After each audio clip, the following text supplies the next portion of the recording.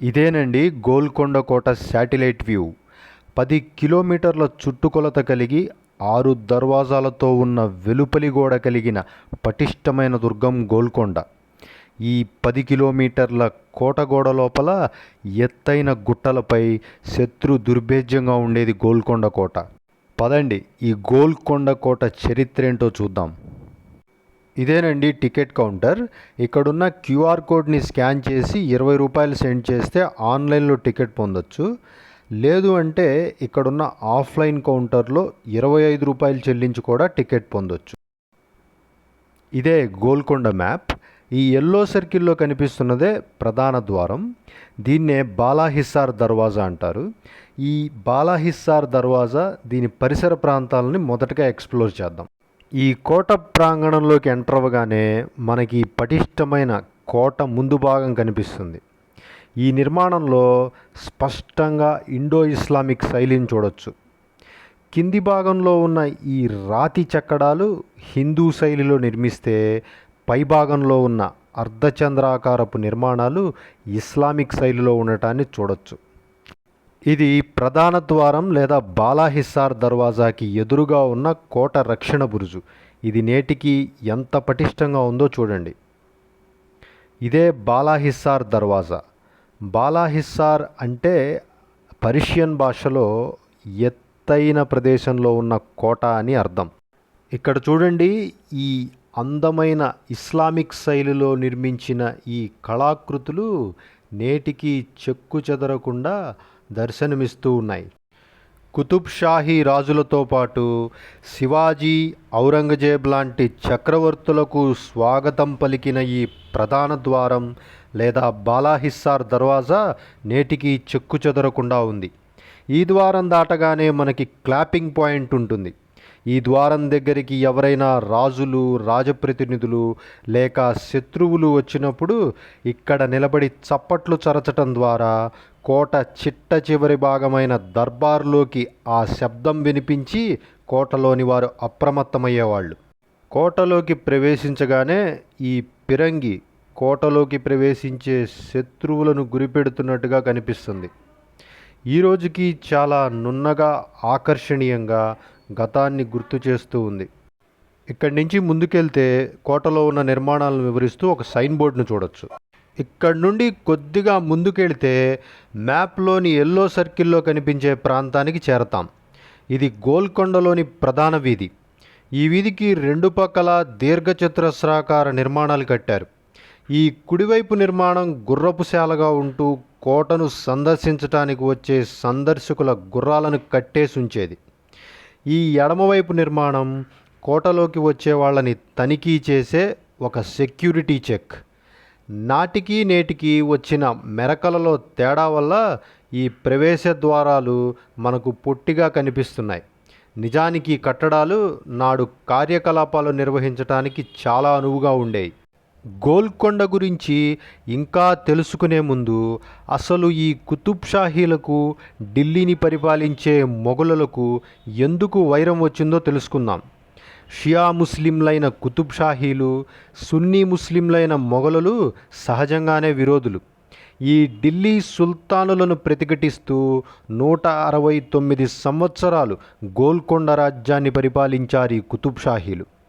వీరి పాలన చివరిలో రాజు అబ్దుల్లా కుతుబ్ షాహీకి కొడుకులు లేకపోవడంతో ఔరంగజేబ్ తన పెద్ద కొడుకుకి అబ్దుల్లా కుతుబ్ షా కూతురుతో వివాహం చేసి గోల్కొండను మొఘల్ సామ్రాజ్యంలో కలిపేసే ప్రయత్నం చేశాడు. కానీ అబ్దుల్లా కుతుబ్ షా చిన్న కూతురి భర్త తానీషా, అక్కన్న, మాదన్నల సహాయంతో గోల్కొండ నవాబయి ఔరంగజేబ్ అసహనానికి కారణమయ్యాడు. ఈ సెక్యూరిటీ చెక్ పాయింట్ దాటుకొని ముందుకు వెళ్ళగానే ఇక్కడ మ్యాప్లో ఎల్లో సర్కిల్లో చూపించిన ప్రాంతంలో కుతుబ్ షాహీల సచివాలయం కనిపిస్తుంది. ఇదే కుతుబ్ షాహీల సచివాలయం. ఇది 2 అంతస్తుల నిర్మాణం. అనేక గదులు కలిగిన ఈ సచివాలయ సముదాయం గోల్కొండ రాజ్యంలోని అన్ని పరిపాలనా కార్యక్రమాలను నిర్వహించేది. ఇక్కడ ప్రతి ఆర్చి మూలలో రాత్రుళ్ళు వెలుతురు కోసం దివిటీని పెట్టే ఏర్పాటును స్పష్టంగా చూడొచ్చు. కుతుబ్ షాహీల మంత్రి మాదన్న, అతని అన్న అక్కన్నల కార్యాలయాలు మరియు ఇతర అధికారుల కార్యాలయాలు ఇక్కడే ఉండేవి. అక్కన్న మాదన్నల సహాయంతో కుతుబ్ షాహీలు గోల్కొండ రాజ్య పరిపాలనలో హిందూ ముస్లిం భాగస్వామ్యాన్ని సమానంగా కోరుకున్నారు. మాదన్న మంత్రి అయితే అక్కన్న సర్వసైన్యాధ్యక్షుడిగా, తమ్ముడు వెంకన్న అశ్వదళానికి అధ్యక్షుడిగా, అల్లుడు లింగన్న కర్ణాటక పాలకుడిగా, మరొక అల్లుడు కంచర్ల గోపన్న భద్రాచల ప్రాంత తహసీల్దార్గా నియమించటం ఇందుకు నిదర్శనం.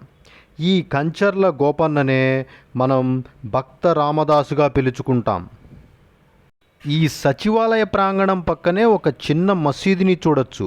ఈ మసీదుని ఎక్కువగా సచివాలయ ఉద్యోగులు, సందర్శకులు వినియోగించుకునేవారు. ఈ మసీదుకి ఆనుకొని మ్యాప్లో సర్కిల్లో చూపించిన ప్రాంతంలో కళ్యాణ మండపం ఉంది. ఇదే ఈ కళ్యాణ మండపం. ఈ కళ్యాణ మండపంలో కేవలం రాజకుటుంబీకుల కుమార్తెల వివాహాలను అంగరంగ వైభవంగా చేసేవారు. 1687లో ఔరంగజేబ్ సైన్యం 2 నెలల పాటు ఈ కోటను ధ్వంసం చేసి లూటీ చేసింది. ఈ విధ్వంసంలో మండపం పూర్తిగా దెబ్బతిని కేవలం మండపం యొక్క గోడలు, డయాస్ మాత్రమే మిగిలి ఉన్నాయి. ఈ కళ్యాణ మండపం డయాస్ అచ్చు నేటి ఆధునిక కళ్యాణ మండపాలనే పోలి ఉంది. డయాస్ మీదకి వెళ్ళటానికి ఇరువైపులా మెట్లు, ఆపై విశాలమైన వేదిక, వేదికకి 2 వైపులా ఒక గది ఉన్నాయి. ఈ కళ్యాణ మండపం ఆకర్షణీయమైన కళాకృతులతో నిండిన పైకప్పుతో ఉన్న ఎంతో అందమైన నిర్మాణమని చారిత్రక గ్రంథాలు వివరిస్తున్నాయి. ఈ మండపానికి ఆనుకుని ఇక్కడ మ్యాప్లో చూపించిన ప్రాంతంలో ఒక మసీదును చూడొచ్చు. ఇదే తారామతి మసీద్. ఈ మసీదు రాజప్రాసాదానికి దగ్గరగా ఉండటం వలన రాజకుటుంబీకులు, రాజులు ఇక్కడే తమ ప్రార్థనలు చేసేవాళ్ళు. బహుశా కుతుబ్ షాహీ రాజ్య నిర్మాత సుల్తాన్ కులీ తన 90వ ఏట తన కొడుకు జంషీద్ చేత దారుణంగా చంపించబడింది ఈ ప్రాంగణంలోనే అయ్యుండొచ్చు. ఈ మసీదుకి కొద్దిగా ఎడమ పక్కగా ఈ మ్యాప్లో చూపించిన ప్రాంతంలో సాంస్కృతిక కార్యక్రమాల నిర్వహణకు ఆడిటోరియం ఉండేది. ఈ ఆడిటోరియంలో నాట్య ప్రదర్శనలు, నాటకాలు, వివిధ రకాల ప్రదర్శనలు నిర్వహించేవాళ్ళు. ఈ ఆడిటోరియం 2 వేదికలతో విశాలమైన మరియు అందమైన ప్రేక్షకుల గ్యాలరీతో నిండి ఉండేది. ఈ ఆడిటోరియం పక్కనే మనకు కుతుబ్ షాహీల ఆంతరంగిక దర్బార్ హాల్ ఉంటుంది. ఇది 4 వైపులా ఎత్తైన ప్రహరీ గోడలతో గంభీరంగా ఉన్న నిర్మాణం. ఈ దర్బారులో వ్యూహాత్మకమైన నిర్ణయాలు, రహస్య సమావేశాలు నిర్వహించేవారు. అక్కన్న మాదన్నల సహాయంతో తానీషా ఈ దర్బార్ హాల్లోనే ఛత్రపతి శివాజీతో సంప్రదింపులు జరిపి మొఘలులకు వ్యతిరేకంగా కూటమి కట్టాడు. ఇక్కడ ఈ దర్బార్ హాల్ లోపల రెనోవేషన్ వర్క్ జరగటం వల్ల ఈ దర్బార్ హాల్ లోపల వైపు చూపించటం ఆంతరంగిక దర్బార్కి ఎగువన ఈ మ్యాప్లో చూపించిన దగ్గర కొంత మెట్ల దారి దాటిన తరువాత ఒక దర్వాజా కనిపిస్తుంది. ఇదే యాలీ దర్వాజా. ఇదే గోల్కొండ కోటలోని ఆఖరి దర్వాజా. ఈ దర్వాజా దాటితే డైరెక్ట్గా హిల్ టాప్లో ఉన్న పెద్ద దర్బార్కి చేరుకోవచ్చు. కోట మొత్తంలో ఈ మెట్ల వరుసను దాటడం కొద్దిగా కష్టంగా ఉంటుంది. యాలీ దర్వాజా నుండి పైకి వెళుతూనే మనకు జగదాంబ దేవాలయం కనిపిస్తుంది. గోల్కొండ కోటలోనే అత్యంత పురాతనమైన నిర్మాణం ఈ దేవాలయం. సామాన్య శకం 1200 సంవత్సరంలో కాకతీయ రాజు గణపతి దేవుడు ఇక్కడ ఒక చిన్న సైనిక స్థావరం ఏర్పాటు చేయటానికి పూర్వమే ఇక్కడ ఈ జగదాంబ ఆలయం ఉందని చెబుతారు. ఈ ఆలయంలో ప్రతి సంవత్సరం బోనాలు చాలా ఘనంగా నిర్వహిస్తారు. ఈ జగదాంబ దేవాలయానికి ఎడమ పక్కగా ఈ మ్యాప్లో చూపించిన ప్రాంతంలో బారాదరి లేక దర్బార్ హాల్ ఉంటుంది. ఈ దర్బార్ హాల్ 2 అంతస్తుల్లో ఉన్న నిర్మాణం. ఈ నిర్మాణాన్ని మనం పై అంతస్తు నుండి పరిశీలిద్దాం. పై అంతస్తులో సగం ప్రదేశాన్ని ఖాళీగా వదిలి మిగిలిన సగం భాగంలో నిర్మాణం చేపట్టారు. ఈ నిర్మాణంలో కుతుబ్ షాహీలు దర్బార్ నిర్వహిస్తే ముందు ఉన్న ఖాళీ ప్రదేశంలో కూర్చొని సామాన్య ప్రజానీకం వారి సమస్యలను చెప్పుకునేవారు. 1687లో ఔరంగజేబ్ సైన్యం ఈ కోటను చేజిక్కించుకున్నప్పుడు ఈ దర్బారులోనే తన సింహాసనంపై కూర్చున్న తానీషాను యుద్ధ ఖైదీగా పట్టుకున్నారు. ఇక కింది అంతస్తు పూర్తి పైకప్పుతో ఇండోర్ దర్బార్లా పనిచేసేది. పైన కనిపిస్తున్న జాలీల్లో సుల్తాన్ కూర్చొని ఈ కింద ప్రజలకు దర్శనమిచ్చేవాడు. ఇక్కడ నుండి కొద్దిగా కిందగా మ్యాప్లో చూపించిన భాగంలో రామదాసు బందీఖానా ఉంది. ఇదే రామదాసు బందీఖానా పైకప్పు. మొదట దీనిని వస్తువులు భద్రపరుచుకునే గోడౌన్లాగా వాడినా తరువాత దీనిని జైలుగా మార్చారు. కుతుబ్ షాహీల మంత్రి మాదన్న యొక్క మేనల్లుడు మరియు గోల్కొండ రాజ్యంలోని భద్రాచల ప్రాంత తహసీల్దారైన రామదాసు ప్రజల శిస్తు డబ్బుని ఖర్చు చేసి భద్రాచలంలో రామాలయం నిర్మించాడు. దీంతో తానీషా రామదాసుకి శిక్ష విధిస్తూ ఈ కారాగారంలోనే 12 సంవత్సరాలు బంధించాడు. ఈ కారాగార వాసంలోనే దాశరథి శతకంలోని ఎక్కువ భాగాన్ని రచించాడు ఈ రామదాసు. ఈ కారాగారంలో రామదాసు చెక్కినవిగా చెప్పే ఈ దేవతా విగ్రహాలని ఇప్పటికీ చూడొచ్చు. 2006లో ఈతడి ఈ వృత్తాంతాన్నే నాగార్జున హీరోగా భక్త రామదాసు చిత్రంగా తెరకెక్కించారు. ఇదేనండి జైలు యొక్క టాప్ వ్యూ.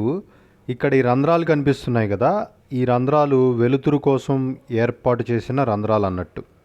ఈ బందీఖానాకి కుడిపక్కగా మెట్ల మార్గంలో కిందకి దిగుతూ ఉంటే మ్యాప్లో చూపించిన భాగంలో దుకాణాల సముదాయం కనిపిస్తుంది. బహుశా దర్బారుకి దగ్గరగా ఇంత రక్షణ కలిగిన ప్రాంతంలో ఉన్నాయి అంటే ఈ దుకాణాలలో చాలా విలువైన వస్తువులే అమ్మేవాళ్ళనుకుంటా. గోల్కొండ రాజ్యంలో వజ్రాల గనులు ఉండటం చేత వజ్రాల వ్యాపారానికి ప్రపంచానికే కేంద్రంగా ఉండేది Golconda. Kohinoor, Archduke, Hope, Jacob డైమండ్స్ని కొన్ని సంవత్సరాల పాటు ఈ గోల్కొండ మాళిగల్లో దాచి ఉంచారు. ప్రఖ్యాత ఫ్రెంచ్ యాత్రికుడు, ఆభరణాల వ్యాపారి టెవర్నియర్ గోల్కొండలోని ఒక చెరసాలలో పేపర్ వెయిట్గా ఉపయోగిస్తున్న ఒక ఫ్లాట్ డైమండ్ని చూశానని తన పుస్తకంలో రాసుకున్నాడు. ఇక్కడ నుండి కొద్దిగా కిందకు దిగితే మ్యాప్లోని ఎల్లో సర్కిల్ ప్రాంతంలో ఒక చిన్న తలాబ్ లేదా తటాకం కనిపిస్తుంది. ఇది గోల్కొండలోని ఒక మధ్యస్థ నీటి వనరు. ఈ తలాబ్ దర్బార్ పరిసర ప్రాంతాల నీటి అవసరాలను తీర్చేది. ఇందులోకి నీటిని పర్షియన్ వీల్స్ సహాయంతో దిగువన ఉన్న పెద్ద తటాకం నుంచి నింపేవాళ్ళు. ఇక్కడ నుండి పూర్తిగా కిందకి దిగి మ్యాప్లోని ప్రాంతానికి వెళితే కోట గోడని చూడొచ్చు. విశాలమైన ఈ కోట గోడల మీద ఉదయం సాయంత్రం రాజులు వ్యాయామం చేస్తూ కోట బురుజుల రక్షణను పర్యవేక్షించేవాళ్ళు. ఈ కోట గోడకి లోపలి పక్క కొద్ది దూరంలో మ్యాప్లో చూపించిన ప్రాంతంలో గోల్కొండ కోటలోనే పెద్ద తలాబ్ లేదా తటాకాన్ని చూడొచ్చు. ఇది చాలా లోతైన మరియు ఎక్కువ నీటిని నిల్వ చేసే సామర్థ్యం కలిగి ఉండేది. 16వ శతాబ్దం చివరికి ఈ తలాబ్లోని నీరు పెరుగుతున్న గోల్కొండ జనాభాకు సరిపోక 1591లో మహమ్మద్ కులీ కుతుబ్ షా మూసీ నది ఒడ్డున హైదరాబాద్ నగరానికి శంకుస్థాపన చేసేలాగా పురిగొల్పింది. ఈ తటాకానికి దిగువన మ్యాప్లోని ఎల్లో సర్కిల్ ప్రాంతంలో నగీనాబాగ్ని చూడొచ్చు. ఈ నగీనాబాగ్ ఎన్నో చతురస్రాకార భాగాలుగా ఉండేది. ఈ చతురస్రాకార భాగాలు అలంకరణ మొక్కలతో ఉంటూ ఈ నగీనాబాగ్కి ఎంతో అందాన్ని చేకూర్చేవి. ఈ నగీనాబాగ్లో పండగలలో, ప్రత్యేక దినాలలో రాజకుటుంబాల స్త్రీల కొరకు అలంకరణ వస్తువులు విక్రయించే దుకాణాలను ఏర్పాటు చేసేవాళ్ళు. ఈ నగీనా గార్డెన్తో ఒక చారిత్రక సంఘటన ముడిపడి ఉంది. 1687లో ఔరంగజేబ్ గోల్కొండని పట్టుకోవటానికి ఫతే మైదాన్లో సైనిక స్థావరం ఏర్పాటు చేసి 8 నెలలు కోటను ముట్టడించాడు. ఈ ఫతే మైదాన్నే ఎల్బీ స్టేడియంగా పిలుస్తున్నాం. చివరకు అబ్దుల్లా పానీ అనే కుతుబ్ షాహీల సైనికుడికి లంచమిచ్చి అర్ధరాత్రి ఇక్కడకు 3 కిలోమీటర్ల దూరంలో ఉన్న కోట దర్వాజాని తెరిపించారు. దీన్నే నేడు ఫతే దర్వాజా అని పిలుస్తున్నాం. ఈ ద్రోహాన్ని గుర్తించిన కుతుబ్ షాహీల సేనాని రజాక్ లారీ ఉప్పెనలా వస్తున్న మొఘల్ సైన్యాన్ని ఫతే దర్వాజా దగ్గర అడ్డగించాడు. వీరోచితంగా పోరాడిన లారీ ఆఖరకు శరీరం మీద 70 కత్తిగాయాలతో ఈ నగీనాబాగ్లో అపస్మారక స్థితిలో మొఘల్ సైన్యానికి దొరికాడు. ఈ నగీనాబాగ్కి కొంత దూరంలో ఈ మ్యాప్లో చూపించినట్లు కుతుబ్ షాహీల మందుగుండు సామాగ్రి భద్రపరిచే అమ్యునేషన్ సెంటర్కి చేరుకుందాం. ఇదే అమ్యునేషన్ సెంటర్. 3 అంతస్తుల ఈ మందుగుండు సామాగ్రి భద్రపరిచే కాంప్లెక్స్లోకి ప్రస్తుతం ప్రవేశం నిషేధించారు. ఇక్కడ నుండి కొద్దిగా ముందుకు వెళ్ళి ఎడమవైపుకు తిరిగితే ఈ మ్యాప్లో చూపిన విధంగా కుతుబ్ షాహీల అంతఃపురానికి చేరుకుంటాం. ఈ అంతఃపురం పూర్తి గోల్కొండలోనే అత్యంత ఆకర్షణీయంగా ఉండేది. ఈ అంతఃపురంలోకి ప్రవేశించగానే ఎడమ పక్క ఉన్న ఈ భవన సముదాయమే బాగమతి మహల్. హైదరాబాద్ నిర్మాత కులీ కుతుబ్ షా ప్రేయసి మరియు నర్తకి అయిన బాగమతి ఈ భవనంలోనే నివాసం ఉండేది. ఈ అంతఃపురం ఎన్నో కుట్రలు, కుతంత్రాలు మరియు ప్రేమ కథలను మనకు గుర్తు చేస్తూ నేటికి సజీవ సాక్ష్యంగా మిగిలింది. హైదరాబాద్ నగరాన్ని నిర్మించిన మొహమ్మద్ కులీ కుతుబ్ షా తల్లి విజయనగర ఆస్థాన నర్తకి అయిన కావ్యకన్యక. అలాగే మహమ్మద్ కులీ కుతుబ్ షా ప్రేమించి పెళ్లాడిన బాగమతి ఒక సామాన్య హిందూ నర్తకి. ఇలా ఎన్నో ప్రేమ కథలను ఈ అంతఃపురం మనకు గుర్తు చేస్తుంది.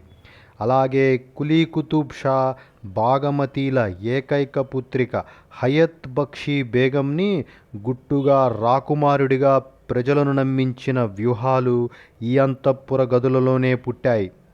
అలాగే మొఘల్ దక్కన్ గవర్నర్గా యువకుడైన ఔరంగజేబ్ గోల్కొండను ముట్టడించినప్పుడు అప్పటి అంతఃపుర రాణి హయత్ బక్షీ బేగం స్వయంగా కోట బయటకు వెళ్ళి ఔరంగజేబ్తో సంధి కుదిర్చింది.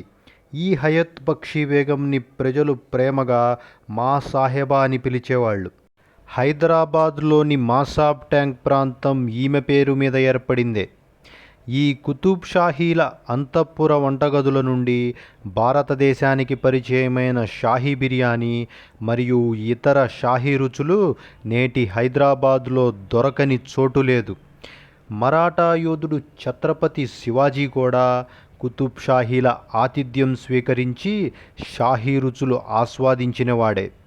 ఔరంగజేబ్ కోపానికి కారణమవుతున్నారనే నెపంతో అక్కన్న మాదన్నలను ఒకరోజు అర్ధరాత్రి గోల్కొండ నడివీధిలో గొంతు కోసి ఏనుగులతో తొక్కించి చంపిన కుట్ర ఈ అంతఃపుర గదులలోనే జరిగింది.